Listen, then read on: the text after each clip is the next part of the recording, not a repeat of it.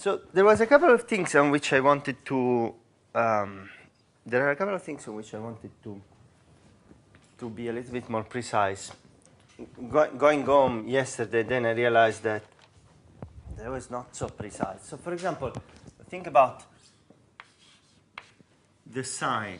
Okay, when I say that dq over t for an irreversible cycle, it's less or equal than 0, and some of you say, oh, what does that mean? Okay. Why it should be intuitively, for you it was the opposite way, right? Because you have to think about this way. So instead of for a cycle, just consider an infinitesimal transformation. dq over t for a reversible transformation, it's equal to ds. For an irreversible transformation, the change in entropy is larger than the heat exchange. Okay? Because there is, you can have an irreversible transformation. Now we will make an explicit example. You can have an irreversible transformation in which there is no or little heat exchange, but the entropy goes up because it's a spontaneous transformation. Okay? So the correct sign is this one. Oh, integral over a cycle of this is 0 because it's a state function. Okay? So the integral over an irreversible cycle of this thing is less or equal than the integral over the cycle of this, which is. Is that Poisson, or I mean, this is equal when it is reversible, right? Yes. But if it is irreversible, it is less than even. For a general cycle, for a general cycle, an irreversible cycle can be irreversible, but by an infinitesimally small amount in some sense. Okay, so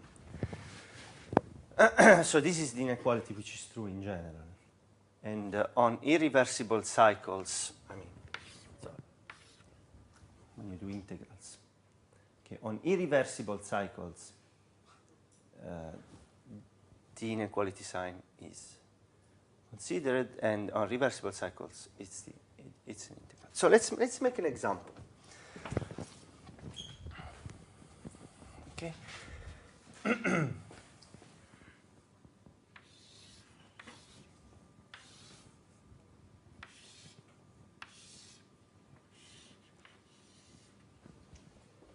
So you have to help me with this because I just taught it this morning and while I was coming here. So you have to. In class today we'll do something else. So, but I wanted to clarify some concepts that I said yesterday. So suppose you have a gas in a piston, okay, at a volume VA. So let's make.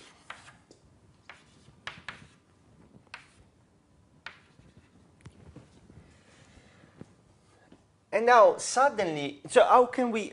What's an irreversible transformation that we can do? So and the piston is completely isolated from the environment. So there is a very good thermal insulator that does the job. Can you think of an irreversible transformation that we can do? Yeah, just remove the piston fastly. Yes.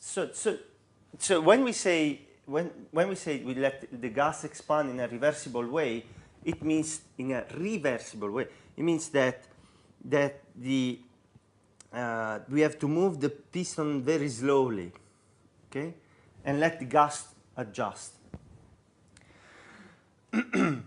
So now instead we do the opposite. Take the piston, just pull it up, okay, fast. Very fast, in such a way that the gas does not have time to expand. So we pull the piston up. So the gas was up here. We put the piston up here. Okay? Very fast. And once we do that, then the gas expands. You can think of doing, so what does it mean fast? Fast means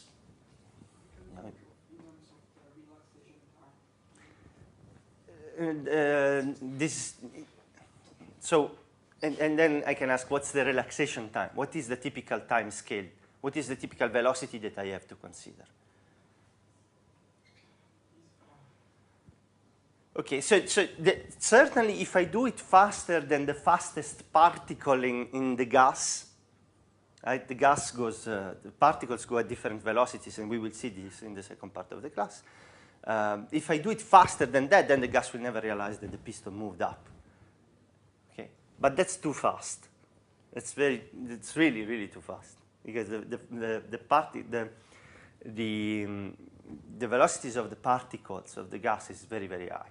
In practice, you have to do it faster than the speed of sound, because the speed of sound in the gas is the speed at which information transfers in the gas. So if you do it faster than the speed of sound, the gas, the part of the gas which is close to the wall cannot transfer the information to the rest of the gas. Hey, the wall is moved.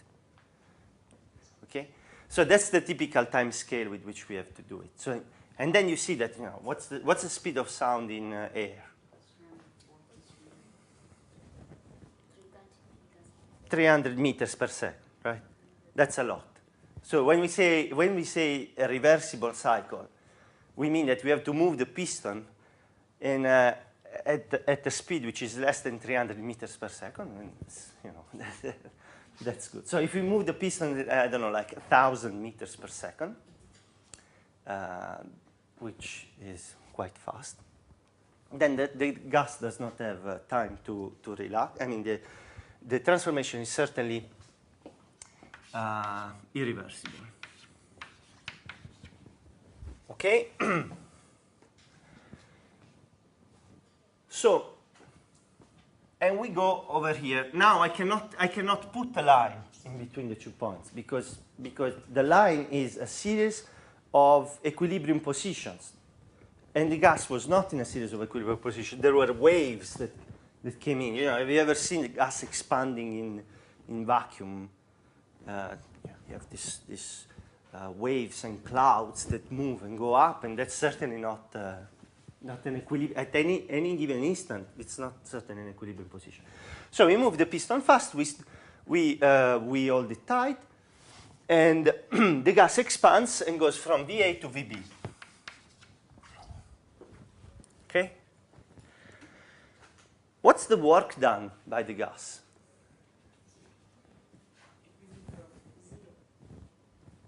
Zero.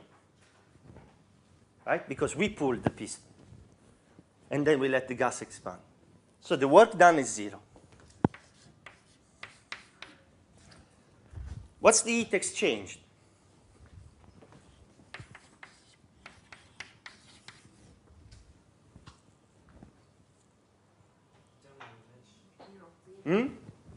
What did you say? What? What's the internal energy change?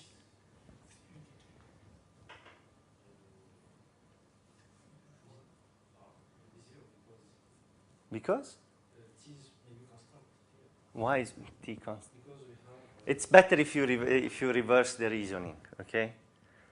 So dq is zero, because I said the system is completely insulated. Okay, so dq is zero. dw is zero. dq minus dw is zero. So dt is zero. So let's assume the gas is a perfect gas. The internal energy change is zero. Okay? Because the internal energy change is dq minus dw. So the temperature change is zero. So these 2 points lie along an isotherm. Okay? So the change in entropy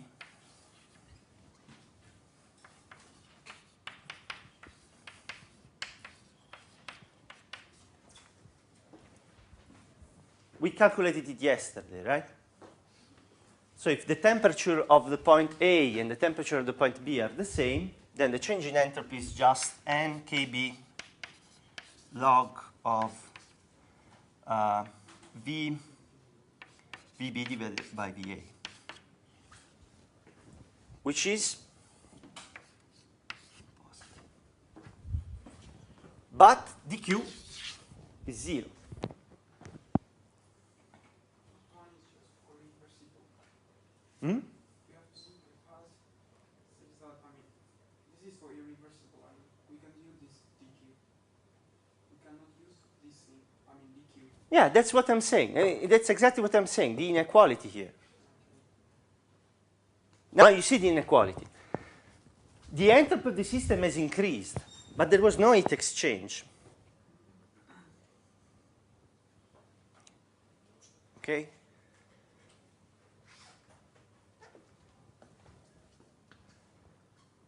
So,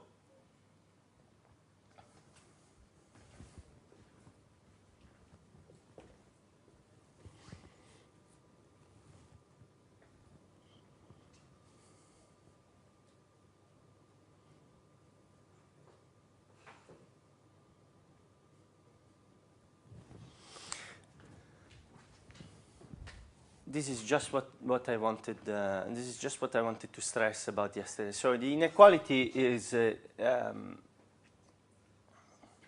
now. For example, we could do the following. We could bring down. So let me put a dashed line to say that there was an irreversible process going from VB to VA. Okay? Now I can go back from VB to VA in a reversible way, along an isotherm, for example. Okay. And therefore, I have a cycle. Right? And along this isotherm, so the entropy will just go back to SA. So the total ds of the entropy will be 0.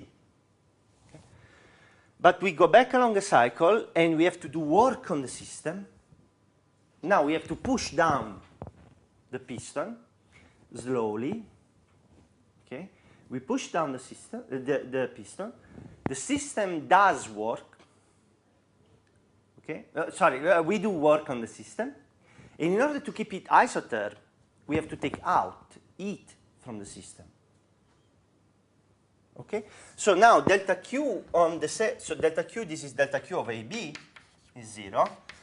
Delta Q of BA will be less than 0,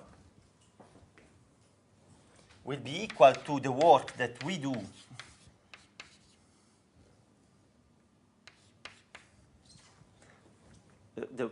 which is the work that the system does is negative. Okay, it's equal to minus the work that we do on the system, because the cycle is the transformation is an isotherm.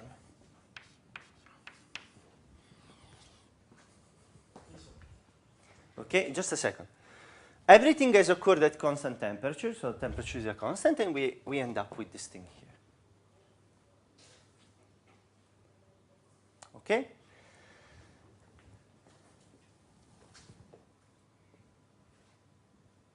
All right?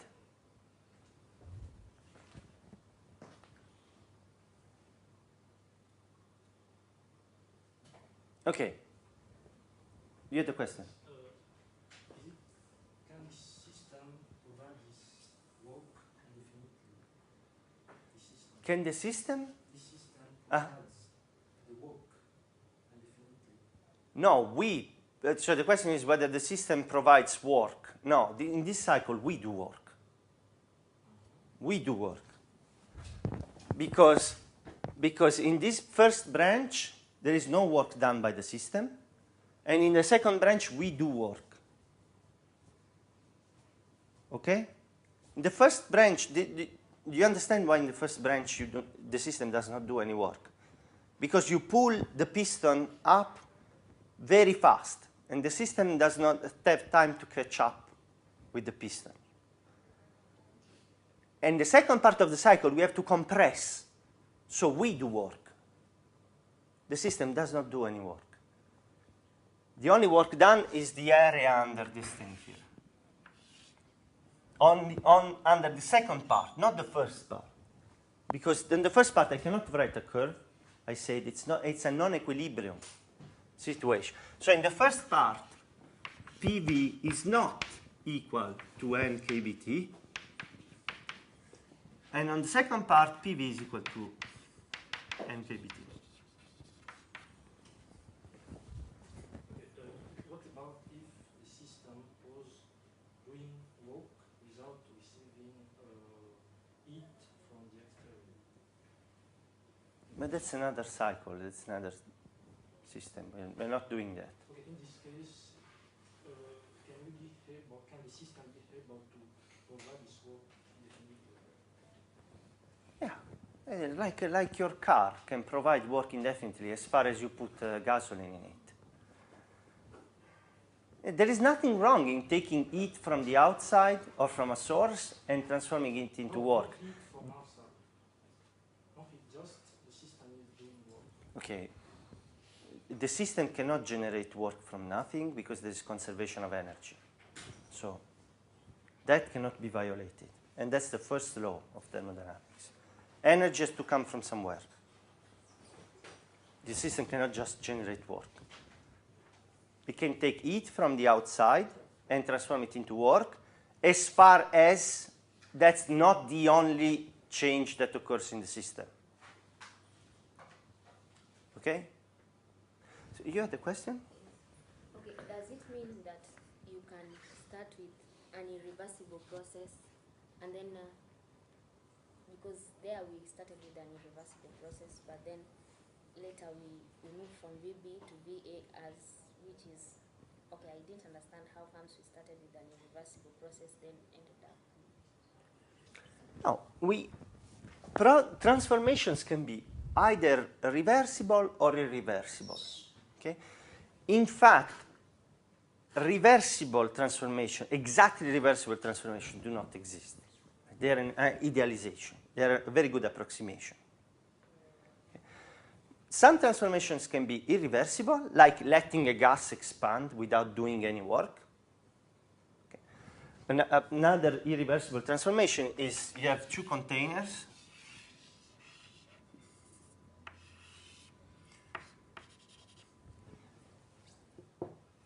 You have a stop here, okay?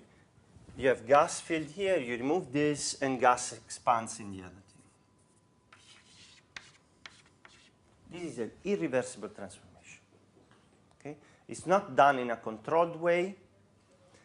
We don't take work out from the system in an expansion. So this is an irreversible transformation. In fact, the other example I had in mind was this one, but this one works better because you can go back. Just pushing here, you cannot go back. You have to go and push all the particles back into the container, right? Because once you open the tap here, then all the gas comes out.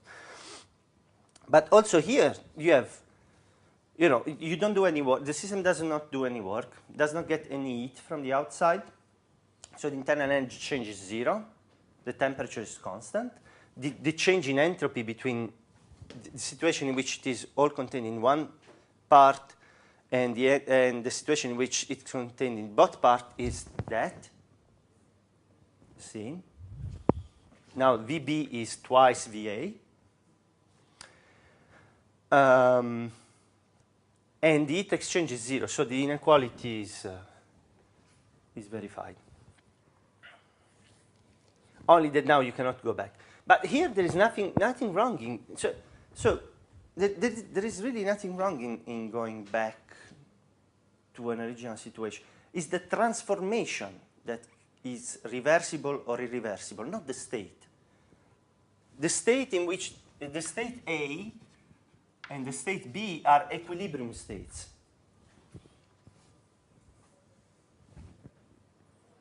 There's nothing wrong in going between equilibrium state in an irreversible way.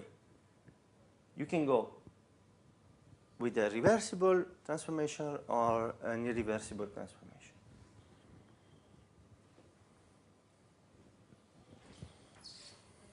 Okay? Any other question? Okay, if we consider an adiabatic system, means the charge in heat is equal to 0. Mm-hmm. And if we consider for the system is doing some work. Yes. That means the work is negative because the system is doing work. The work is positive. Well, in our convention, when the system does the work is positive. Okay, the system is receiving work. Is? Receiving work from Okay. the external. Okay. The work is negative or positive in this case? Is negative. Okay, in this case, the internal energy is negative. The change in internal energy is negative. Because Q, the change in Q is 0, the change in the work is negative. no. It's positive. du is equal to dq minus dw. If dw is negative and dq is 0, du is positive.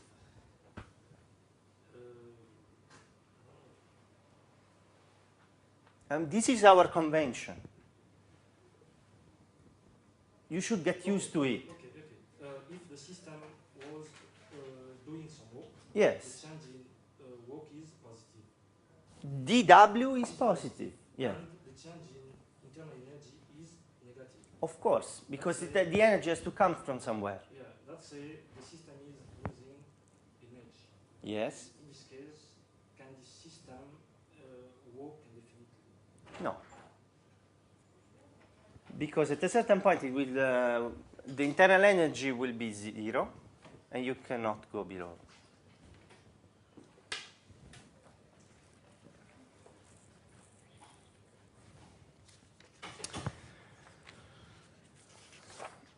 Okay.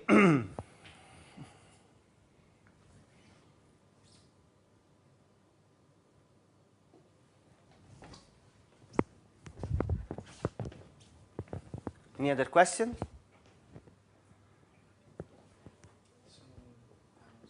this shows that entropy and heat exchange or delta Q and dq are independent.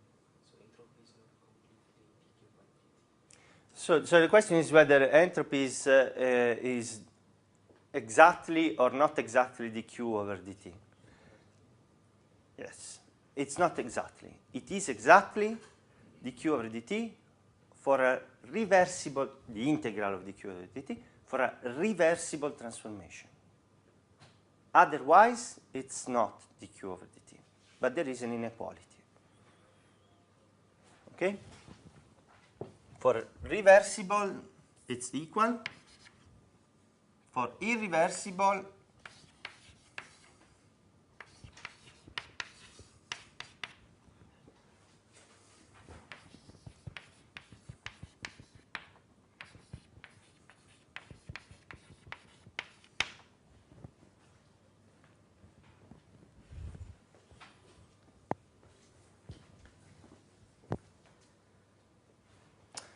all right.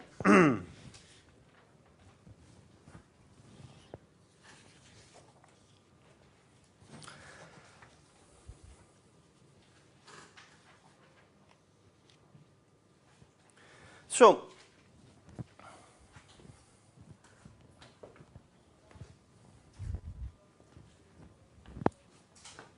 I'm sorry if I insist on this thing, but it's very important that you understand this. And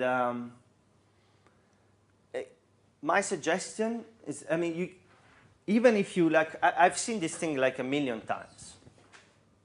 Okay, for my studies, for my career, and so on and so forth. But nonetheless, I had to think about. I have to think carefully about, an example. What does it mean? The inequality. So these are the concept of entropy is well defined once you understand it, but otherwise it's very slippery. Okay, you can easily, fall down. So you have to understand, to sit down and think about it and understand, do examples, trying to find counterexamples, and you will find no counterexamples. But in the process of doing it, you will become familiar and understand it. And there are several once you understand this, it's a lot. It's very important for the rest of the theory of thermodynamics and statistical mechanics. Okay, so sorry I'm taking too much time on this, but it's, as I said, it's important.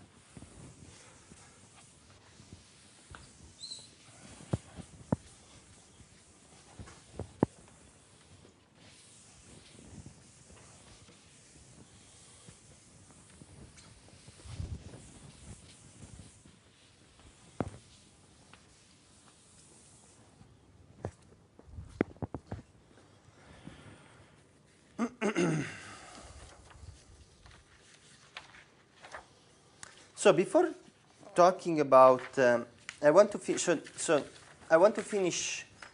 on entropy, doing something which in Fermi's book is is towards the end of the book, but for us we do it now because this is a course on statistical mechanics, and the concept that I'm going to tell you now, we will find it and we will actually explain it.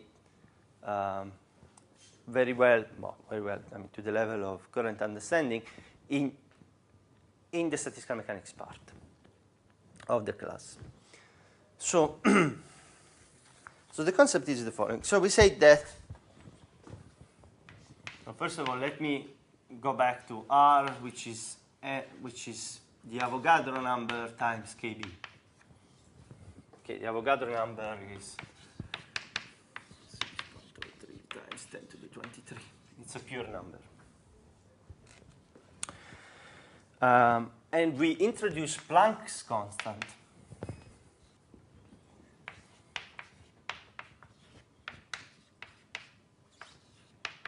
Joule per second. Oh, it's funny, by the way. If you look at Fermi's book, Planck's constant is quoted at 6.5 times 10 to the minus 34. I don't think that's a typo. I think that in 1936, the value of the Planck constant was 6.5. So since then, we have done a lot of experiments, and we have defined it better. So anyway, just a curiosity.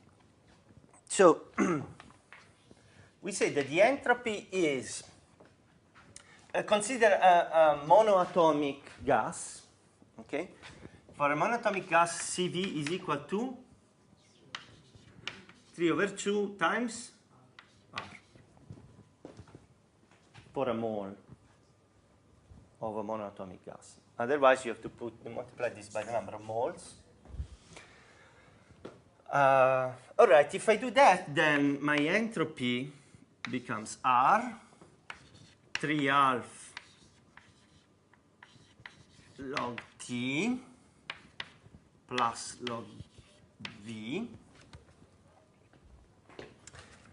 plus a constant.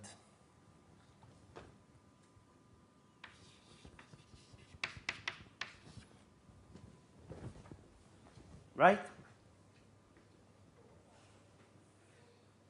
By the way, logarithms are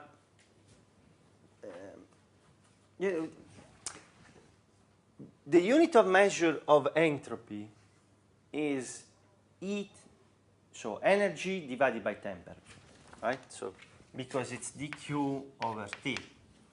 So the units of measure of S are joules divided by Kelvin, which is the units of measure of R, because R is KB. A is a pure number times KB. KB is joules divided by Kelvin. What's the unit of measure of this term here in the sum?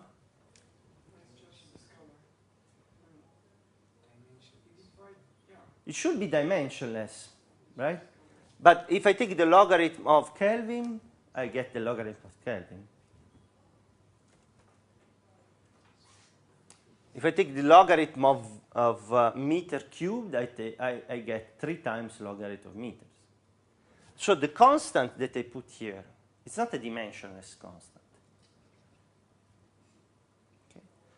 if I want to make this a dimensionless constant, then I have to divide this by some arbitrary temperature scale, T0, and this by some arbitrary volume scale, V0. And then this is dimensionless, and this is dimensionless. But whenever there is a dimension in the game, it means that something interesting is happening, that there is some fundamental constants which are dimension full, not dimensionless, which have to come into play. Okay. And in fact, I think the first one to realize that the constant of the dimension of action is joules per second, had to be present in nature was Gibbs. And you will see that in statistical mechanics, it's quite natural to introduce a constant which is the units of action. So this constant has to be dimension full. Now I will give you the expression. So from thermodynamics you cannot get this constant, because in thermodynamics the only thing you get are differences of entropies, right? So there is no information about this constant. The only information you get is about the coefficients in front of log V and log T. And in fact, in thermodynamics, you can distinguish between a monatomic gas, in which this is 3 ½ and a diatomic gas, for example, in which this is 5 ½ For both gases, by the way, the coefficients of log V is always 1, because this depends just on the equation of state, which is the same for an ideal gas, either monatomic or diatomic. This comes from the internal energy part, and that depends on the nature of the molecule. All right, so let me tell you what the constant is, and we will find it, as I said, in the second part of the class.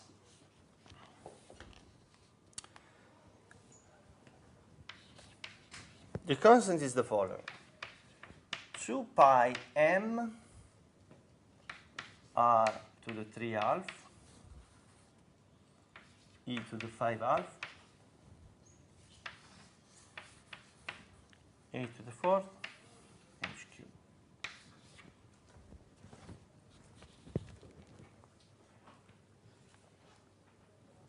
Okay, so m is the mass of a mole of gas. R is R, E is Nepper's number, 2.718, blah, blah, blah. A, as I said, is Nepper's number, is Avogadro's number. And H is Planck's constant. Okay? Now, for the moment, this is called Thakur tetro.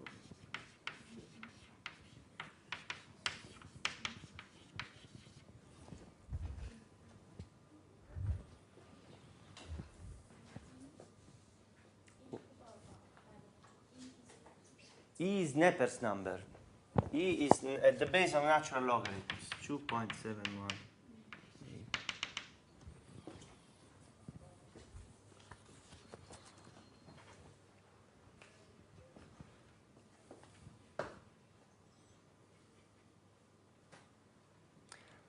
Okay.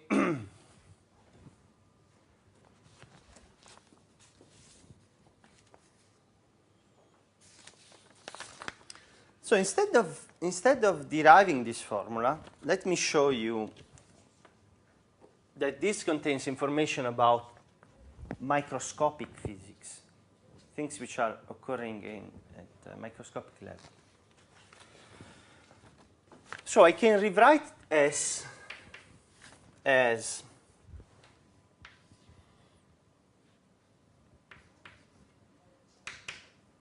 let me write it down.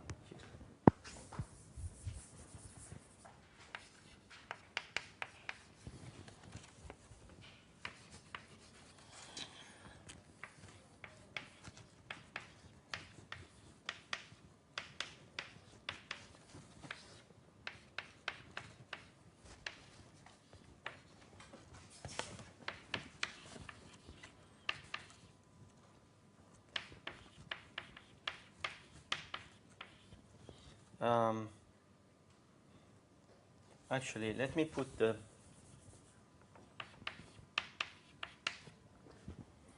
Let me put the 2 pi in here.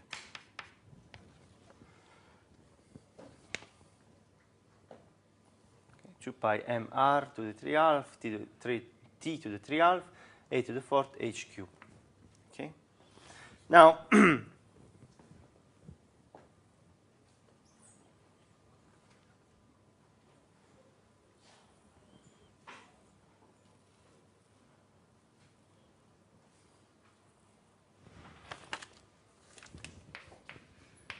m is the mass of a mole of gas, right? So, if the mass of one particle of gas is small m,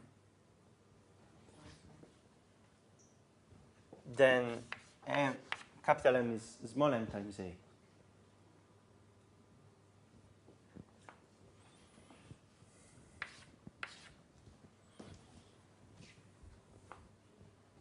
Was that was what was bothering you, the brackets? Okay. Okay, so so let me write this as R log of V 2 pi small m kb a squared 3 half t to the 3 half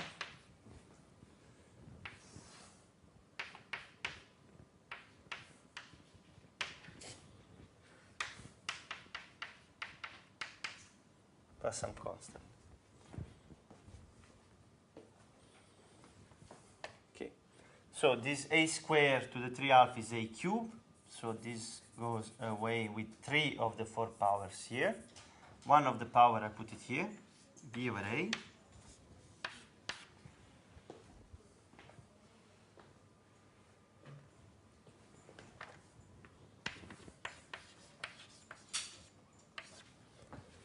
So v over a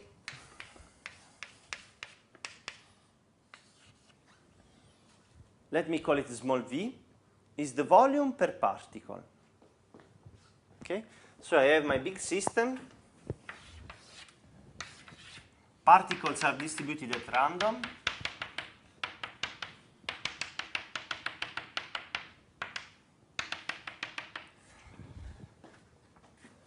The concept of small v is the following. If I take a volume of size small v,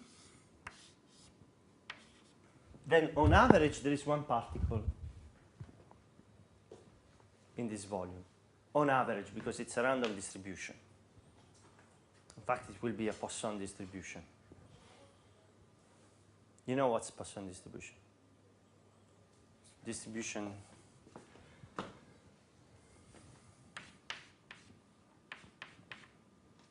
x is an integer number, let's say. Minus the probability of having x is e to the minus lambda lambda to the x divided by x factorial, where lambda is the average of x.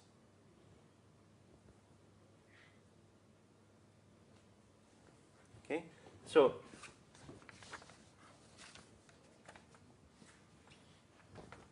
if x is the number of particles in a volume,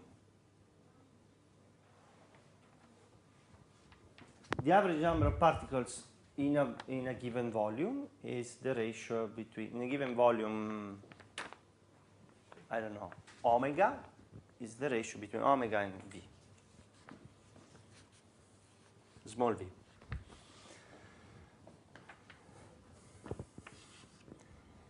And then let me write this as lambda t cube. So lambda t cube, so let's write it like this. 1 over lambda t cube is equal to 2 pi m kb times t to the 3, let's take this out, 1 half divided by h.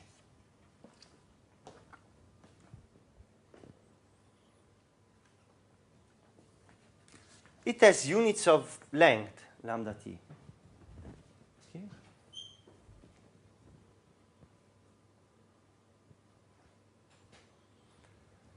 And it's proportional to h. So lambda t is proportional to h, to Planck's constant. Lambda t is proportional to t to the minus 1/2. Lambda t is proportional to mass to the minus 1/2.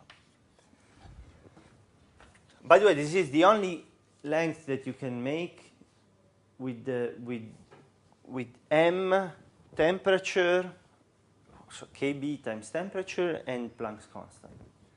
So if you know that there are particles of mass m that have a given energy, average energy, which is kbt, and quantum mechanics is playing some role, then the only length that can be relevant to the game is lambda t.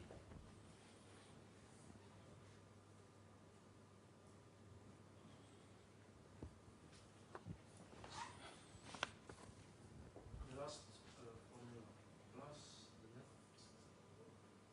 the last This r times 5 is just a constant. Does not depend on the gas. You can put it like here. Or it's just a redefinition of lambda t if you want. Because I can put e to the 5 here. E to the 5 is, what is it? Slightly more than e squared is probably something around 10. So lambda t gets e to the 5/6, which is 1.9. Well, no, yeah, less than 2, around 2. So it's not. It's a factor, but it does not change. I mean, I would be more worried about the 2 pi's than the e to the 5/2.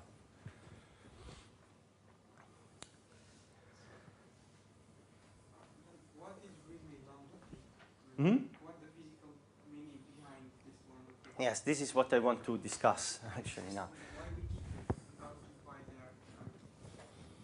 Well, okay, the 2 pi here is, you're right, I could just absorb it into another order 1 constant, which is e to the 5/2, doesn't matter. So really the 2 pi is not important. It gives us a scale, but lambda t is an order of magnitude. Okay, so let's do this actually, let's do this exercise. Take m as the mass of nitrogen, for example, okay, which is very common, or oxygen, whatever. Oxygen molecules, I think, they're very common in the atmosphere. And temperature as room temperature, and calculate this lambda t.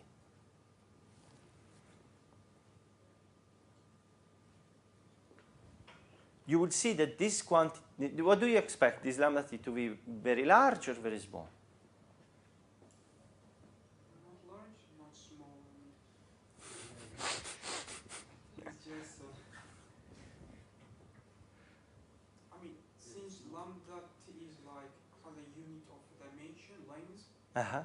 then I expect something in the order of like, it probably, I mean that's common, wavelengths, so, I expect that thing, I'm not sure.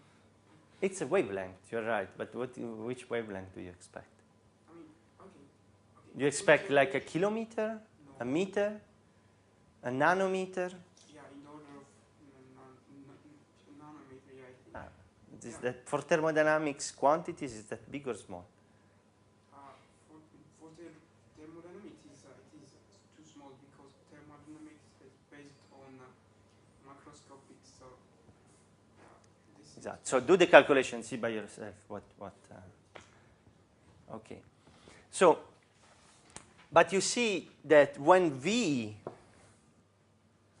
the volume per particle, becomes of order of lambda t cube, the entropy becomes 0. Hmm? R raised to 5/2. Not r raised to 5/2. R times 5/2. It's not raised. Yeah, I mean, It's not a power. 0. Okay. So if you want, you can solve this equation. This equals 1, and you find that V is proportional to lambda t cubed. So instead, I don't know, maybe it's, depending on the parameters you put in, it's like nanometer or something much smaller. So, but when the entropy becomes 0, the statistical mechanics interpretation tells us that it has to stop there, right? It cannot go below that, because the entropy is the logarithm of the available states. It cannot be negative in some sense. So it means that something has to happen. And in fact, when V, the number of particles per volume, becomes of order of this length, then quantum effects become very important, and you can have several important. So based on this formula, do you expect quantum effect to be important for more important when the particles become heavier or lighter?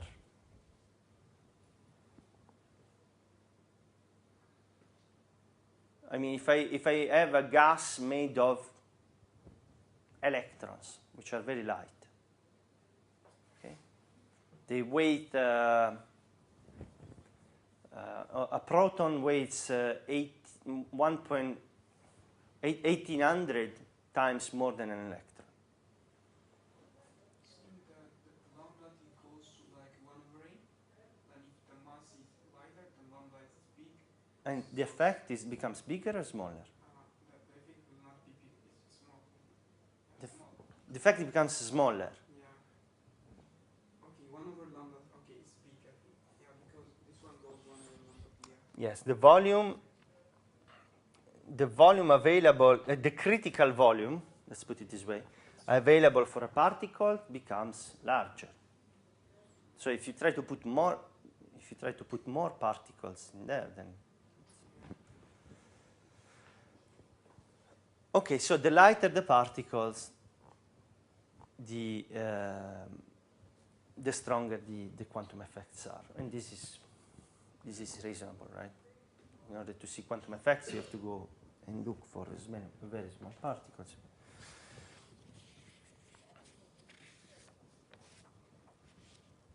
Okay, so I leave you with this. So this formula is actually, it's been deduced from statistical mechanics, so in fact there's H in it, but it actually has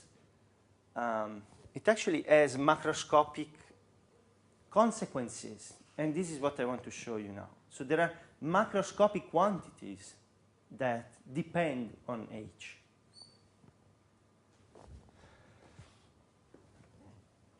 And this is the last thing we'll do today. Okay, so let's do the following experiment. I don't need this.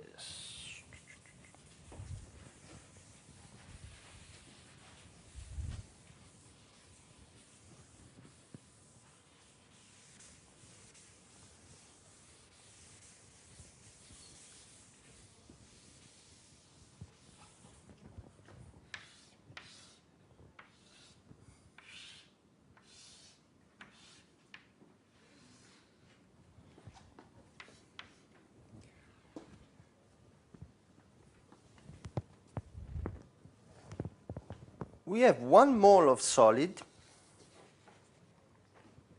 okay, and temperature and pressure are constant.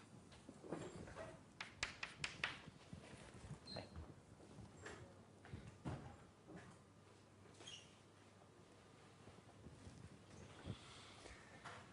And we want to see the vaporization of the solid.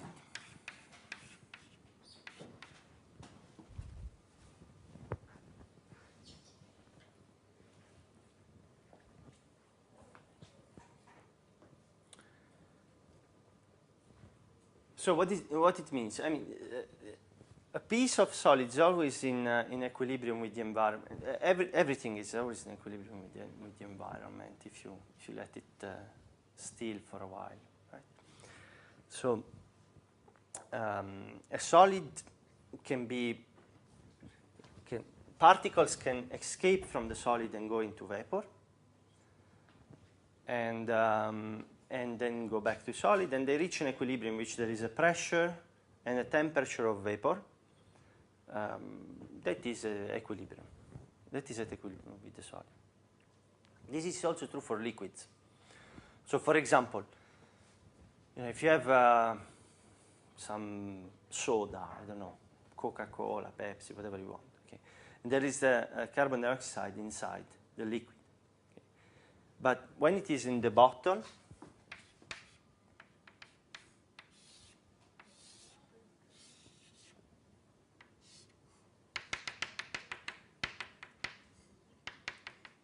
there is carbon dioxide here. Okay? And the equilibrium pressure, I mean, there is a pressure at which there is equilibrium, and the number of molecules of carbon dioxide that go into the liquid is equal to the number of molecules on average that goes into the vacuum here, let's say the air. So what happens? Why, when you open the Coca-Cola bottle and you let it stay like that, then it's not sparkling anymore after a while? What's the difference between when there is a cup and there is no cup? I mean, there is a major difference. The volume, right? You keep putting in, so the volume of air is such that you keep putting in particles, and it has to reach a certain pressure. If the volume is large, you have to put in a lot of particles, and there is only a finite number of molecules here. So in fact, if you close very tightly a bottle of Coca-Cola, which is filled up to here, it's less sparkling than, because there is more volume and you have to put in more particles to reach the critical pressure. The same thing occurs with solids, although we don't. There are some examples of solids. There is this thing that people put in the closets. What they are called? They are these white tablets. Naphthalene, yes. That does the same thing. That evaporates, and you can smell it when you go in. So it goes in equilibrium with the air. If you keep your closet open, then it's useless. It's like putting naphthalene in the kitchen because it goes to equilibrium with the larger volume. Okay, so this is the case here. So we have okay.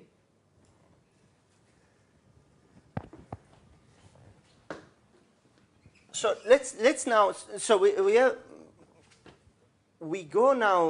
move the piston. We increase the volume such that a mole of solid evaporates.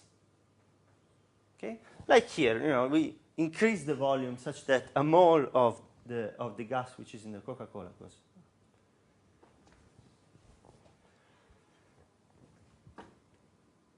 And so we ask, and we want to link these two variables, T and P, the pressure and the temperature at which this thing goes. So in the evaporation of the solid, this occurs at constant temperature. We have the entropy of the vapor minus the entropy of the solid. It's equal to the heat absorbed by the environment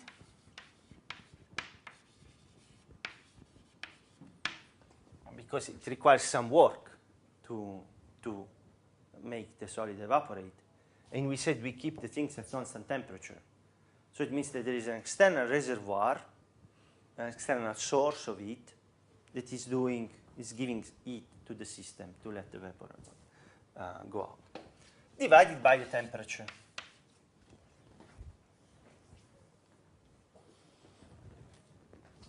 Okay, so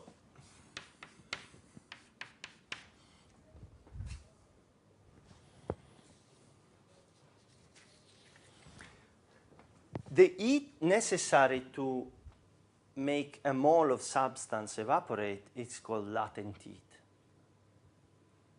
There is a latent heat of evaporation, there is a latent heat of fusion. Whenever there is a phase change, there is a latent heat. And we will actually see the origin of this thing in statistical mechanics. And usually, just a second, usually people call this lambda, so let's call it lambda. Yes, who had the question? Somebody? Is that the heat absorbed by the environment? No, the heat absorbed by the system, sorry, from the environment. Heat absorbed by the system from the environment.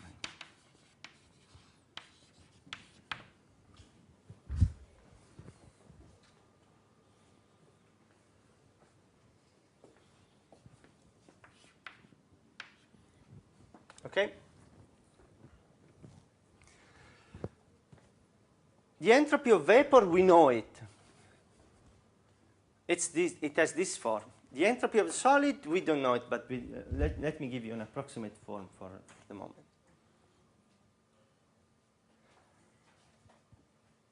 You see why the constant is important here? Because we say we usually look at transformations between different states of the same phase. Okay, we expand a gas, we compress a gas, we look at the solid when it expands, and so on and so forth. But so the constant is the same. If you're talking about gas and gas, the constant is the same and will drop out from this difference. But if we have a phase change, the constants between different phases are different. So they do not drop out. Okay? So you see why in this quantity here there will be H, Planck's constant. Okay. So we do this better in the second part of the class, but let's just for a second.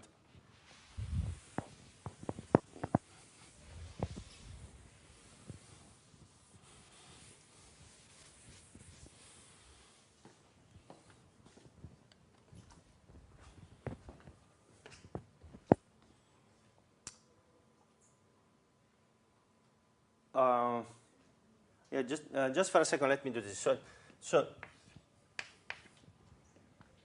for the heat exchange for the solid, it's important to consider the constant pressure because the solid is not like a gas. We don't put walls in it. In fact, you see there are no walls around the solid.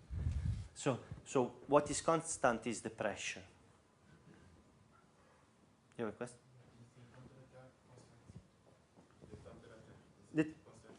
The temperature, so the question is the temperature is constant. Yes, the temperature is constant. So it's the same temperature between the vapor and the solid. The transition is occurring at constant temperature. But now I need the temperature dependence of this. I need this function. I have this function. I need this function.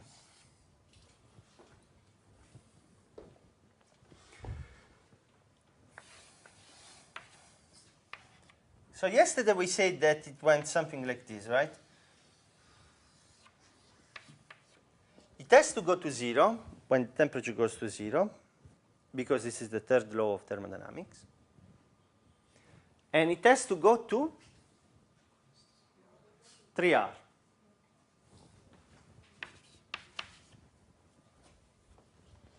Okay, so the entropy of a solid,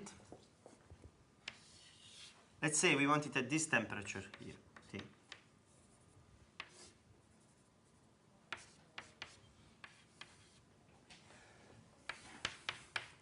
the integral between 0 and t in dt of Cp divided by t.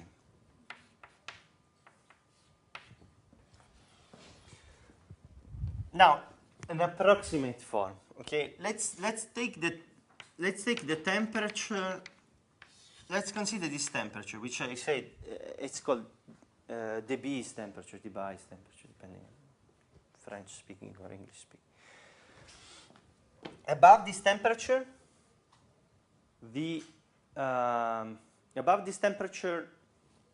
the specific heat can be considered constant. It's not exactly constant, but it's very, very good approximation. Okay, so let me break this integral. The integral between 0 and theta in dt Cp of t divided by t, and integral between theta and capital T.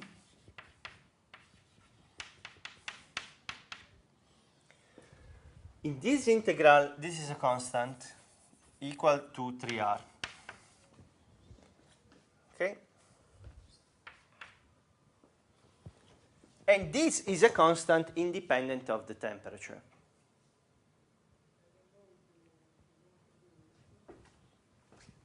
So, the first part here, this will be equal to 3r log of t over theta. And this part here is independent of temperature, and it actually, I mean, it's the area of this curve. No, you take this curve, you divide it by t, and you take the area. And this is, as a good approximation, this area is equal to 4r.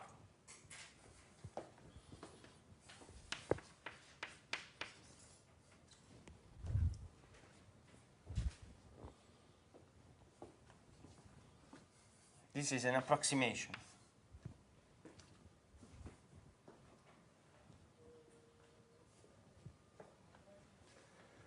So, now we have this equation to solve. Okay? The equation is R 3 log T plus log V. Oh, by the way, log V we can take it from the gas is at equilibrium, so we can take it from the equation of state. So did I write it? Yeah. Okay. So in the equation of state, this becomes 5r plus log P minus log P. Sorry, because P and V are plus this constant here.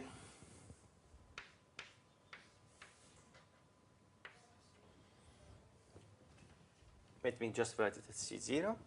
And we have minus 3r log T over theta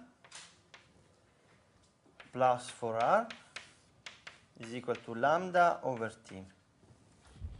So we have an equation between P and T that we can solve. And we find that the equilibrium pressure of vapor at temperature T, when a mole of substance is evaporated,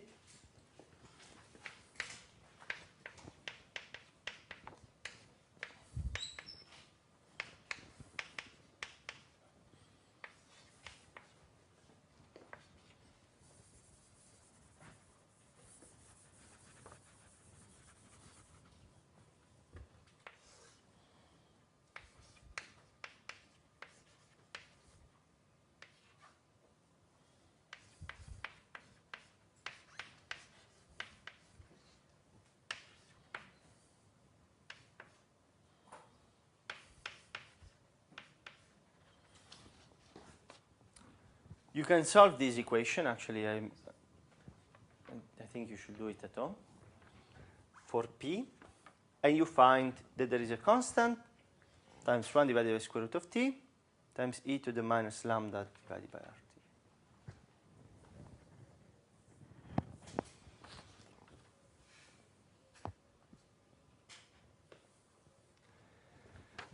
this is something you can measure in a lab.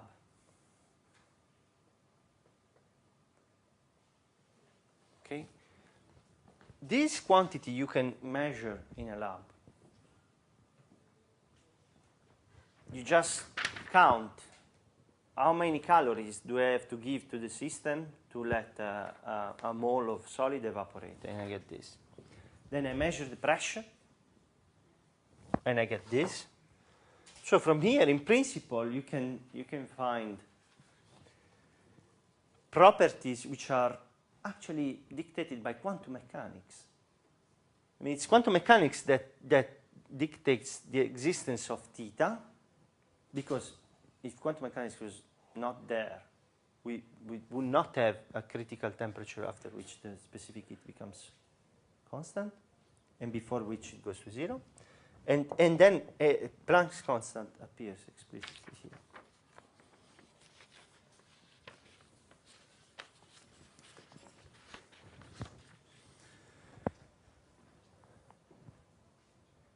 Okay?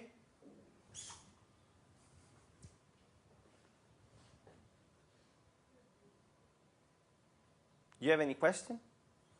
So these sorts of, before you ask any question, these sorts of experiments is quite useful in statistical mechanics. These are Gedanken experiments, thought experiments, experiments of, that you do in your mind. Let's take this thing, let's let it evaporate, and then you have to go in a lab and measure things in order to get numbers and get verification for your hypothesis. But these sorts of dependence on, for example, these sorts of dependence on the pressure, equilibrium pressure, this exponential of the inverse of the temperature, this is quite universal. When you have these activated processes, you find it everywhere. You find it everywhere, and it comes from these equations here.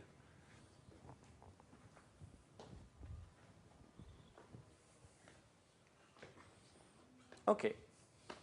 Do you have any questions? This constant, was it found before or after quantum mechanics? After.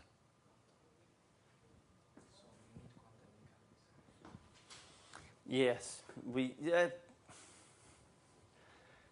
Let's put it this way. Thermodynamics by itself is consistent without quantum mechanics, but there are many macroscopic processes like this which really requires quantum mechanics. Because if you think, actually, vaporization is a microscopic process. Like, there are these microscopic particles which detach from the solid and just go out. Okay.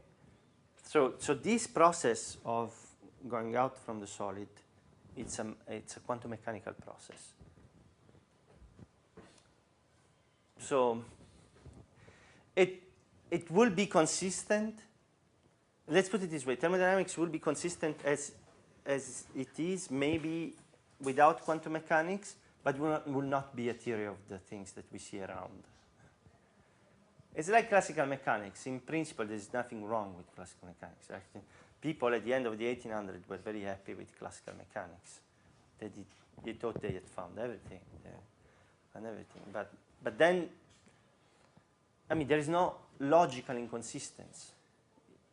But then, you know, the other experiments came about on electricity, magnetism, and wave propagation, light propagations, and so forth, that were inconsistent with classical mechanics, that had to be resolved with special relativity, and others with quantum mechanics. So,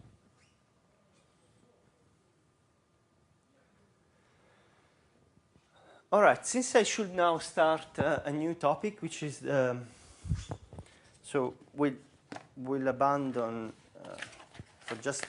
We'll not really abandon, because we'll see entropy everywhere in the rest of the class, the rest of the course. So, but I have to introduce thermodynamic potentials and cycles.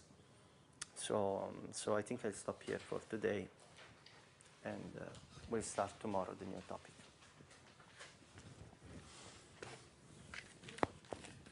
So in the tutorial class, because it is starting tomorrow, Mm-hmm. will you send exercises or Hmm? will just revise this? No, you do some exercise. You will have time to ask questions to the teaching assistant, to Marco, and he will work out at the blackboard some examples, some exercises, and give you a few exercises to do for the next tutor.